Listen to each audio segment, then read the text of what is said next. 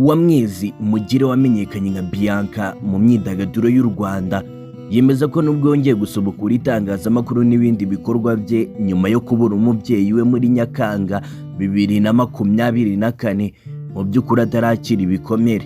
Bianca wemeza ko yashegeshwe bikomeye n'urupfu rw'umubyeyi we, ku rundi ruhande yemeza ko nawe mutera imbaraga zo gukora cyane kuko atifuza ko aho ari azamubona nk'uwacitse intege. Ibi ni kimwe n'urwibutso afite ku mubyeyi we. Bianca yabigarutse ubwo yari ari mu kiganiro n'Igihe.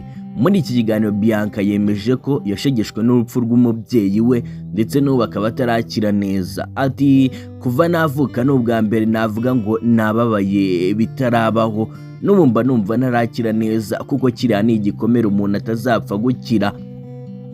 Bianca ahamya ko kwitaba Imana k'umubyeyi we byamwambuye igice kinini cy'ubuzima bwe. Ati agenda hari igice kinini cya Bianca cyatwawe n'ubu ntarabasha kugarura.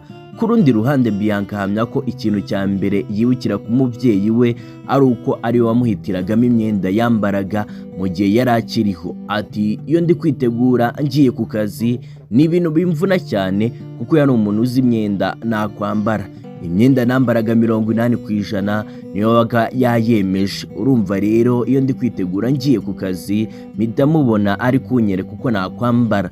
Bianca ahamya ko bimwe mu byo akumbuye ku mubyeyi we harimo inama ze ndetse no kumutera imbaraga mu gihe yabaga yumva zimushizemo kubera ibibazo byo kwisi.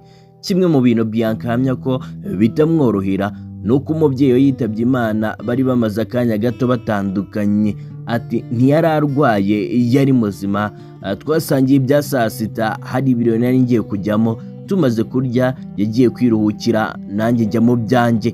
Mu gihe nari ngeze aho byagombaga kubera bahita bamamagara ngo ameze nabi bamujyanye kwa muganga. Nahise nkatanjyayo ariko nabwo birangira yitabye Imana. Uyu mukobwa ahamya ko nubwo urupfu rw'umubyeyi we rwamushegeshe, amasengesho no kuzirikana inzozi ze umubyeyi we yarazi ari byo byatumye akira vuba ku buryo yongeye gusubukura ibikorwa bye. Nitwa Jay, inari kunda ibitekerezo by'abagore. Iyi ni Sun TV. Peace out.